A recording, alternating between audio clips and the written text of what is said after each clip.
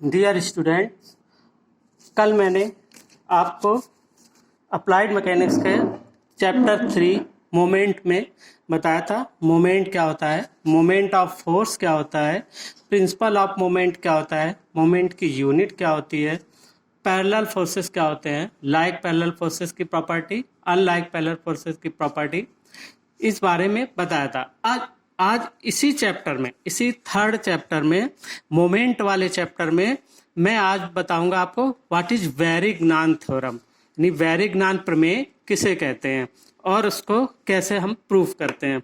तो वैरिग्नान प्रमेय किस पर लागू होती है? दो समतलीय बलों पर लागू होती है, यानी दो समतलीय बल यानी कोप्लेनर फोर्सेस, दो कोप्लेनर फोर्सेस हो, चाहे वो कॉन्करेंट हो चाहे वो पैरेलल फोर्सेस हो। ठीक है, तो वैरिग्नान ने क्या कहा कि दो कोप्लेनर फोर्सेस का उसी प्लेन में स्थित किसी बिंदु के सापेक्ष आघूर्णों का बीजगणितीय योग उसी बिंदु के सापेक्ष उन बलों के परिणामी बल के आघूर्ण के बराबर होता है। मतलब ये कि अगर दो समतलीय बल हैं जिस समतल पर भी लगे हैं, तो उन बलों का उसी समतल के किसी बिंदु के सापेक्ष आघूर्णों का बीजगणितीय योग, यानी बीजगणितीय योग कि वो क्लॉकवाइज भी हो सकते हैं, एंटी क्लॉकवाइज भी हो सकते हैं, तो उनका बीजगणितीय योग उसी बिंदु यानी उसी प्लेन के उसी बिंदु के सापेक्ष उन दोनों बलों का जो परिणामी बल होता है उसके आघूर्ण के बराबर होता है। यानी दो समतलीय बलों का किसी बिंदु के सापेक्ष आघूर्णों का बीजगणितीय योग उसी बिंदु के सापेक्ष उन बलों के परिणामी के आघूर्ण के बराबर होता है। यानी इसको हम ऐसे समझ सकते हैं कि मान लो किसी प्लेन पर दो पैरेलल फोर्स कार्य कर रहे हैं। मान लो हमने पहले ये लिया कि दो लाइक पैरेलल फोर्स है, मान लो एक है P और एक है Q, ये दो लाइक पैरेलल फोर्सेज है। तो देखो अभी हमने लाइक पैरेलल फोर्स की प्रॉपर्टी समझाई थी आपको कि क्या होती है लाइक पैरेलल फोर्स की प्रॉपर्टी, कि लाइक पैरेलल फोर्सेस का परिणामी बलों के योग के बराबर होता है, यानी बलों के योग के बराबर होता है, यानी R बराबर P प्लस Q। ठीक है, ये मान लो A बिंदु पर कार्यरत है और ये B बिंदु पर, और ये मान लो C बिंदु पर। अब देखो वैरिग्नान ने क्या कहा कि इन दो बलों का किसी बिंदु के इसी प्लेन पर हमने मान लो कोई बिंदु कंसीडर किया O बिंदु। ठीक है, तो O बिंदु के सापेक्ष P का आघूर्ण और O बिंदु के सापेक्ष Q का आघूर्ण, यानी दोनों का एल्जेब्रिक सम अगर हम करें, ठीक है, तो देखो पहले तो ये लाइक पैरेलल फोर्स है तो इनका परिणामी होगा R बराबर P प्लस Q। अब बिंदु O हमने चुना है उसी समतल के किसी बिंदु O के सापेक्ष, तो उसी समतल के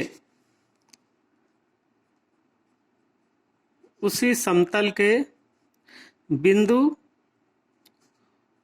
O के सापेक्ष बलों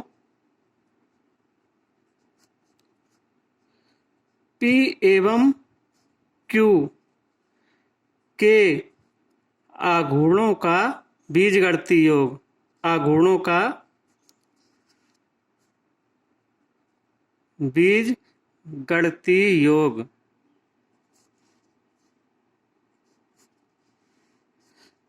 देखो क्या होगा बीजगणितीय, देखो P का O के सापेक्ष आघूर्ण, तो P into perpendicular distance AO क्या होगा कि P इंटू परपेंडिकुलर AO, और ये ऐसे लगा हुआ है इस बिंदु के सापेक्ष ऐसे घुमाएगा, कैसे, ऐसे एंटी क्लॉकवाइज। ठीक है, और Q का जो आघूर्ण होगा तो ये क्या होगा Q इंटू OB, O से O के सापेक्ष लेना है तो O से परपेंडिकुलर डिस्टेंस है OB। ओके, तो और ये देखो O बिंदु यहां पर है, बल ऐसे लगा तो ये इसकी टेंडेंसी क्या होगी, ऐसे टर्न करेगा, इसको कैसे घुमाएगा, ऐसे क्लॉकवाइज।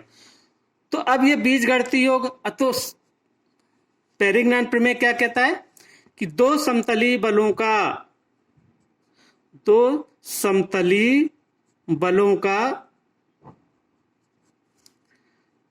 का उसी समतल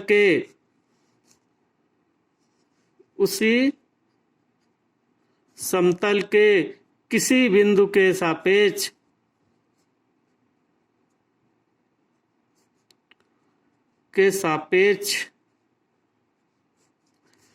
आघूर्णों का यानी मोमेंट्स का अलजेब्रिक सम, आघूर्णों का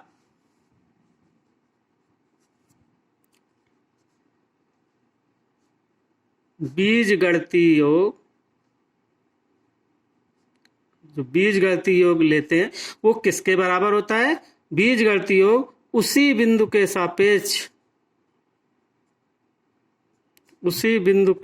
सापेक्ष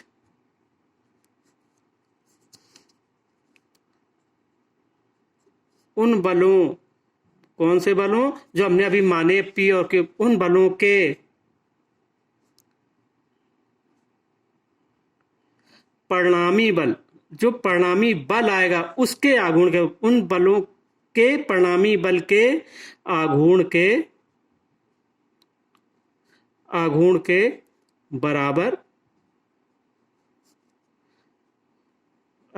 बराबर होता है। अब मान लो हमने यह माना कि दो लाइक पैरेलल फोर्स है, माना P एंड Q दो लाइक पैरेलल फोर्सेस किसी समतल पर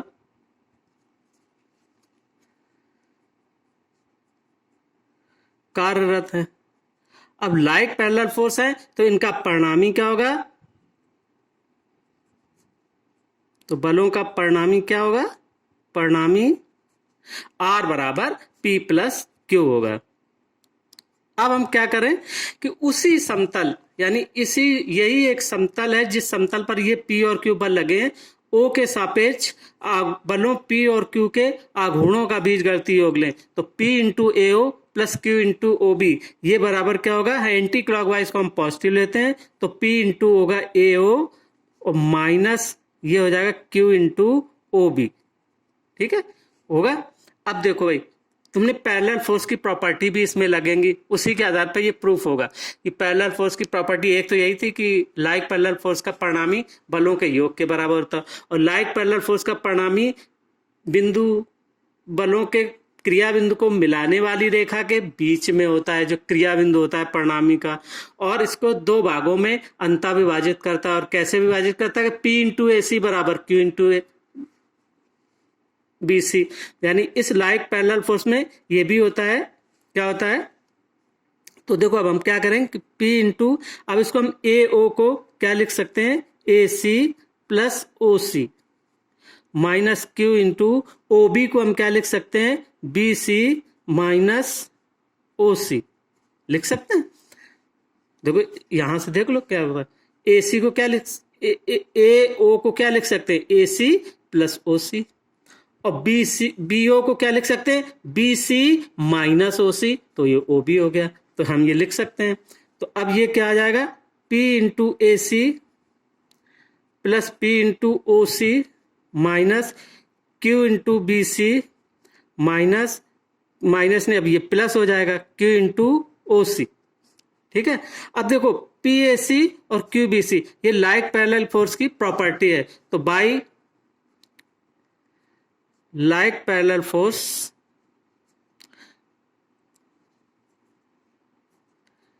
बाय प्रॉपर्टी ऑफ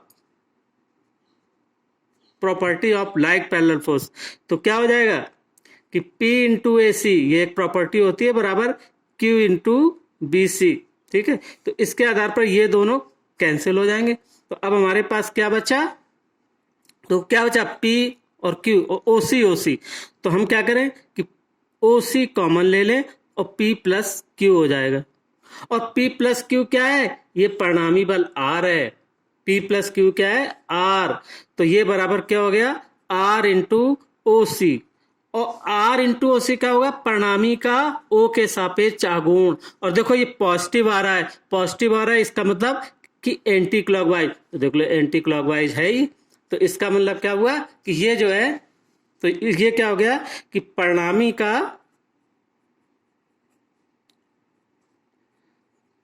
का बिंदु ओ के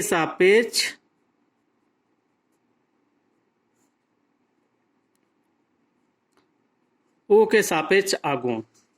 तो यही तो बैरिग्नान प्रमेय था, यही बैरिग्नान प्रमेय सिद्ध करना था कि दो समतली बलों का उसी समतल के किसी बिंदु के सापेक्ष आघूर्णों का बीजगणितीय योग उसी बिंदु के सापेक्ष उन बलों के परिणामी के आघूर्ण के बराबर होता है। तो ये प्रूफ हो गया, क्लियर हो गया। ये this is called the Varignon theorem.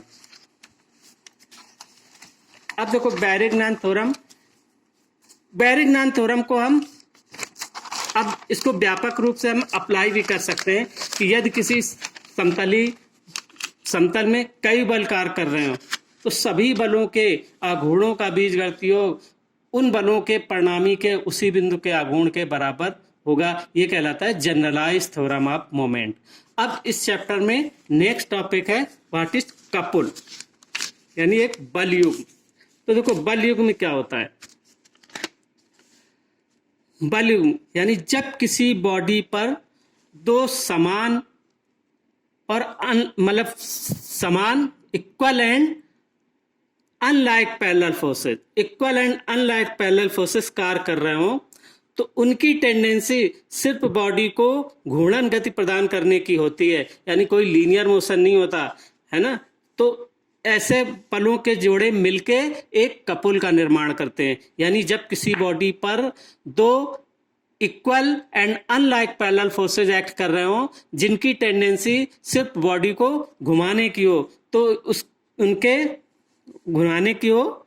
उदाहरण के लिए बल युग्म की वजह से हम नल की टोटी, ताले में चाबी या बोतल के ढक्कन में रोटेटरी मोशन उत्पन्न करते हैं जिससे उसको हम खोल सकते हैं। देखो कैसे ये सिर्फ रोटेटरी मोशन करेगा कि दो इक्वल, अब हमने मान लो दो अनलाइक पैरेलल फोर्सेस कंसीडर किए।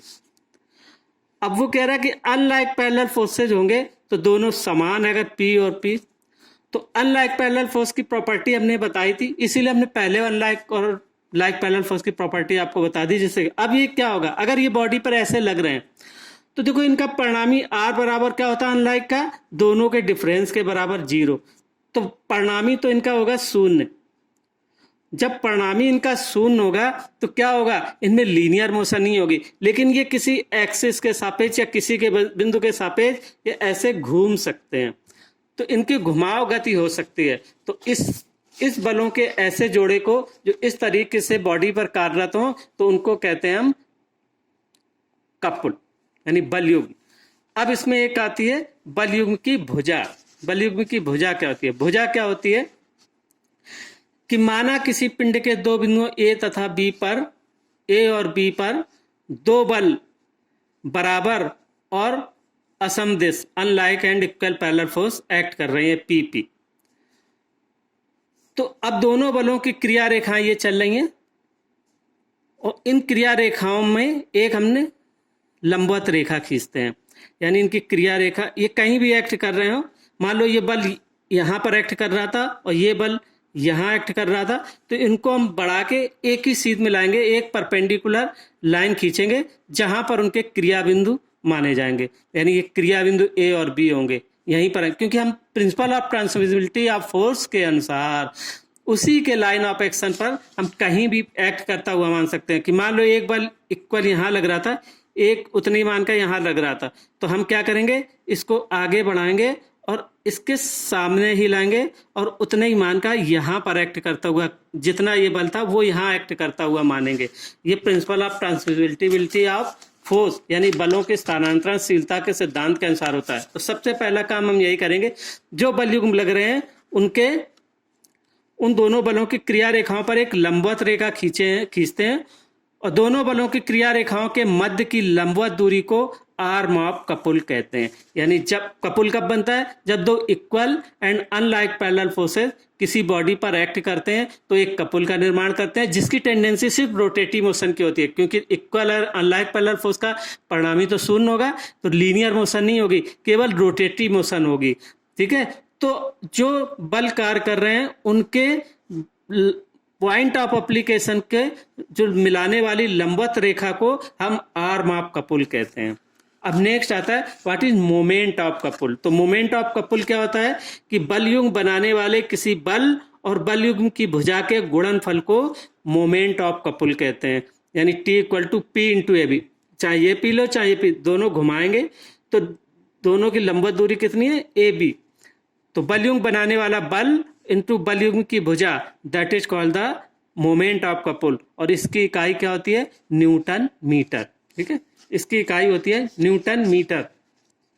अब देखो बल युग्म की प्रॉपर्टी क्या होती है, बस आपका इसमें इस चैप्टर में आपको बल युग्म के बारे में सिर्फ कॉन्सेप्ट ही है और उसके प्रॉपर्टीज, उसी प्रॉपर्टी के आधार पर इसमें प्रॉब्लम भी होती हैं। तो सबसे पहली प्रॉपर्टी देखो क्या होगी बल युग्म की। जब बल युग्म में आपने देखा कि रिजल्टेंट 0 होता है तो क्या होता है कि बल युग्म लीनियर मोशन उत्पन्न नहीं कर सकता, क्योंकि इनके बलों का परिणामी शून्य होगा, इसलिए कोई रेखीय गति उत्पन्न नहीं करेगी, सिर्फ रोटेटिव मोशन उत्पन्न कर सकता है, यानी घूर्णन गति उत्पन्न होती है। ठीक है, अब दूसरा प्रॉपर्टी है कि बल युग्म बनाने वाले बलों का किसी बिंदु के सापेक्ष आघूर्णों का बीजगणितीय योग सदैव स्थिर होता है और वह बल युग्म के आघूर्ण के बराबर होता है। देखो इसको कैसे सिद्ध करते हैं कि मान लो ये P और P दो बल युग्म हैं, इनका हमने किसी बिंदु O के सापेक्ष मान लो A और B पर कार्यरत हैं, तो इस प्रॉपर्टी को समझाना है कि बल युग्म बनाने वाले बलों का किसी बिंदु के सापेक्ष आघूर्णों का बीजगणितीय योग सदैव स्थिर होता है और वो बल युग्म के आघूर्ण के बराबर होता है। ये यानी दूसरी प्रॉपर्टी बल युग्म। तो देखो इनका हम आघूर्ण लें, अगर हम सिग्मा एम लें बल युग्म बनाने वाले बलों का आघूर्ण, तो P इंटू ए ओ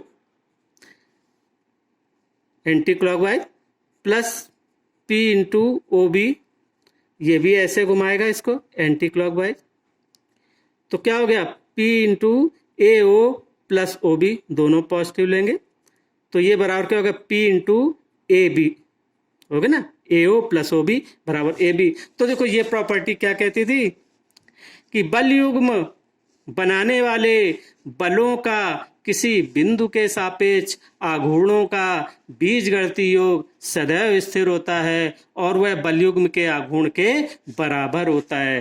देखो ये आपने अभी करके देखा होता है। ठीक है, तीसरी प्रॉपर्टी क्या होती है कि बल युग्म को केवल एक बल युग्म से ही संतुलित किया जा सकता है, एक अकेले बल से नहीं किया जा सकता। ठीक है, कि मान लो जैसे ये बल युग्म है, अब इस बल युग्म की जो आघूर्ण है इसका कैसा होगा, ऐसे होगा, यानी एंटी क्लॉकवाइज, ये एंटी क्लॉकवाइज ही आएगा, है ना।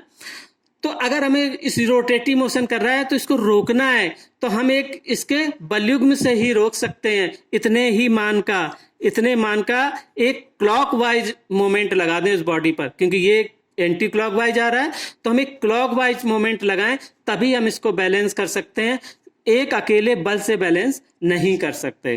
ठीक है, तो यानी बल युग्म को केवल एक बल युग्म से ही संतुलित किया जा सकता है, एक अकेले बल से नहीं किया जा सकता। चौथी प्रॉपर्टी क्या होती है कि बल युग्म के आघूर्ण का मान तथा दिशा स्थिर रखते हुए उसके बलों का मान, दिशा तथा भुजा बदली जा सकती है। कि यानी बल युग्म का आघूर्ण स्थिर रहे, कि जैसे अब इसको हम एक ऐसे एग्जाम्पल से समझते हैं कि मान लो हमने एक बल युग्म काम कर रहा है, ये बल है मान लो 2 न्यूटन और ये भी है 2 न्यूटन। अब हमने ये भुजा मान लो है 5, तो बल युग्म का आघूर्ण क्या होगा, ये होगा ऐसे क्लॉकवाइज, यानी 2 इंटू 5 ये क्लॉकवाइज है, तो 10 न्यूटन क्लॉकवाइज आए। अब हम इनके बल युग्म का जो आघूर्ण है उसको स्थिर रखें और इसको स्थिर रखते हुए हम मान और दिशा बदल सकते हैं। कैसे, मान और उनकी भुजा बदल सकते हैं। अब देखो इतने ही बल युग्म रखना है, हम यहाँ पर लगा दें 5 न्यूटन, इसी बल युग्म को क्या करें, हम यहाँ पर ये लगा दें 5 न्यूटन और यहाँ भी 5 न्यूटन, और ये भुजा कर दें 2 न्यूटन। तब भी इस वॉल्यूम का आघूर्ण क्या होगा, 10 न्यूटन ही होगा, न्यूटन मीटर, और ऐसे होगा 10 न्यूटन मीटर, ये भी क्लॉकवाइज ही होगा। तो ये प्रॉपर्टी ये कहती है कि बल युग्म के आघूर्ण का मान तथा दिशा स्थिर रखते हुए, कि मान तो 10 न्यूटन था और क्लॉकवाइज ही था, तो ये स्थिर रखते हुए उसके बलों का मान, दिशा तथा भुजा बदली जा सकती है। ठीक। और दूसरी चीज, पांचवी प्रॉपर्टी क्या है कि बल युग्म का आघूर्ण एक सदिश राशि है, तो निश्चित सदिश राशि है क्योंकि इसकी वैल्यू भी होती है कि 10 न्यूटन मीटर। अब इसको बताया जाएगा क्लॉकवाइज आइदर एंटी क्लॉकवाइज। तो इसका मतलब क्या हुआ कि बल युग्म की जो भुजा है वो, बल युग्म क्या है, एक सदिश राशि है। ठीक है। अब हम इन सभी का आघूर्णों का, बल युग्म का और इन सब का हम विभिन्न इंजीनियरिंग स्ट्रक्चर पर एप्लीकेशन करेंगे, such as beam, lever, wheels, और ये जो आपकी डिफरेंट छड़ हैं, डिफरेंट स्ट्रक्चर हैं, उन पे करेंगे। लेकिन उसके पहले में संतुलन के नियम भी पढ़ना है कि संतुलित कब होती है बॉडी, जबकि सभी बलों के का परिणामी शून्य हो, यानी कंबाइंड इफेक्ट 0 हो। और एक चीज ये भी है कि सभी बलों का किसी बिंदु के सापेक्ष आघूर्णों का बीजगणितीय योग भी शून्य हो, यानी सिग्मा m बराबर 0, तभी बॉडी कंप्लीट संतुलन में होगी। क्योंकि बल का दो प्रभाव होता है, लीनियर मोशन और रोटेटिव मोशन। तो ना लीनियर मोशन हो ना रोटेटिव मोशन हो, तभी बॉडी इक्विलिब्रियम में रह सकती है। तो देखो संतुलन के सामान्य नियम क्या है, ये 5 नियम है और इनको विभिन्न तरीके से प्रश्न पूछा जा सकता है। ये मैं PDF आपको भेज चुका हूं, आप उसको पढ़ेंगे समझ में आ जाएगा। तो ये 5 नियम याद रखना है संतुलन के, इन्हीं में से वो चाहे जैसा क्वेश्चन घुमा के पूछे इसी में से आंसर लिखना है। तो सबसे पहला कि कोई भी वो पिंड संतुलन के, यानी जनरल कंडीशन ऑफ इक्विलिब्रियम क्या होती है कि कोई भी पिंड संतुलन में तभी रह सकता है जबकि उस पर लगने वाले बल या तो कॉन्करेंट हो या पैरेलल हो, और नहीं हो सकती। अगर नहीं हो तो इनको बदल लीजिए, अगर डिफरेंट पॉइंट पर बल लगे हो तो उन पर उनका हम रिजोल्यूशन करके वर्टिकल और हॉरिजॉन्टल को हम संतुलित कर सकते हैं। यानी या तो बल पैरेलल हो एक दूसरे के या एक ही बिंदु पर मिलते हो, तभी हम कर सकते हैं संतुलन। दूसरा पॉइंट, यदि बल कॉन्करेंट है, संगामी है, तो या तो ये बल बहुभुज के नियम का पालन करें, law of triangle of forces को फॉलो करें तो संतुलन में हो, या law of polygon of forces का अनुपालन करें। ठीक। अब चाहे बल कॉन्करेंट हो, चौथी प्रॉपर्टी। तीसरी, चाहे बल कॉन्करेंट हो या पैरेलल हो, हर कंडीशन में, इन एवरी कंडीशन, उस सिस्टम का परिणामी शून्य होना चाहिए, अर्थात बलों का परिणामी R बराबर 0 होना चाहिए। और R बराबर 0 होने के लिए 2 कंडीशन है कि सभी बलों के क्षैतिज घटकों का बीजगणितीय योग शून्य होना चाहिए, अर्थात सिग्मा x बराबर 0। अभी हमने फर्स्ट चैप्टर में पढ़ाया था लॉ ऑफ फोर्सेज में कि कोप्लेनर कॉन्करेंट फोर्सेस का रिजोल्यूशन कैसे करते हैं। सभी बलों का एक डायरेक्शन में घटक निकालते हैं और उनका बीजगणितीय योग लेते हैं, और उसी सभी बलों का उसके परपेंडिकुलर डायरेक्शन में घटक का बीजगणितीय योग लेते हैं, तो सिग्मा x निकालते हैं और सिग्मा y निकालते हैं। और R बराबर होता था under sigma x square plus sigma y square, क्योंकि R बराबर क्या होता है, under sigma x square plus sigma y square. तो R शून्य कब हो सकता है, जबकि सभी बलों के क्षैतिज घटकों का बीजगणितीय योग शून्य होना चाहिए, अर्थात सिग्मा x बराबर 0। और सभी बलों के ऊर्ध्वाधर घटकों का बीजगणितीय योग भी शून्य होना चाहिए, अर्थात सिग्मा y बराबर 0, है ना, क्योंकि R बराबर under sigma x square plus sigma y square हमने निकाला था लॉ ऑफ फोर्सेज में। तो R शून्य तभी हो सकता है जबकि सिग्मा x भी 0 हो और सिग्मा y भी 0 हो। पांचवा पॉइंट कि सभी बलों का उसी समतल में स्थित किसी बिंदु के सापेक्ष आघूर्णों का बीजगणितीय योग शून्य होना चाहिए, अर्थात सिग्मा m बराबर 0 होना चाहिए। ये प्रिंसिपल ऑफ मूवमेंट अभी हमने पढ़ाया था आपको इससे पहले लेक्चर में कि प्रिंसिपल ऑफ मूवमेंट क्या है कि अगर किसी बॉडी पर कई बल कार्यरत हैं और उन सभी बलों का किसी बिंदु के सापेक्ष आघूर्णों का बीजगणितीय योग शून्य हो तो वो पिंड संतुलन में होगा, यानी सिग्मा m बराबर 0। तो इसका मतलब 3 होती हैं, सिग्मा x बराबर 0, सिग्मा y बराबर 0, तो वो बल के हिसाब से संतुलन में होगा, कोई लीनियर मोशन नहीं होगी। और पिंड पर बलों के आघूर्णों का बीजगणितीय योग सिग्मा m बराबर 0, तो कोई रोटेटिव मोशन नहीं होगी, तभी बॉडी कंप्लीट इक्विलिब्रियम में होगी। अब हम इन सब पर आधारित आपको जो इनका अप्लीकेशन करेंगे मोमेंट का और equilibrium condition of rigid body का, इन सब का डिफरेंट स्ट्रक्चर पर हम अप्लीकेशन करेंगे। तो हम एक एक स्ट्रक्चर लेंगे। सबसे पहले हम लेंगे बीम, फिर हम लेंगे लीवर, फिर हम लीवर सेफ्टी वॉल्व, फिर स्टील यार्ड, फिर और सारी प्रॉब्लम आपको सॉल्व कराएंगे।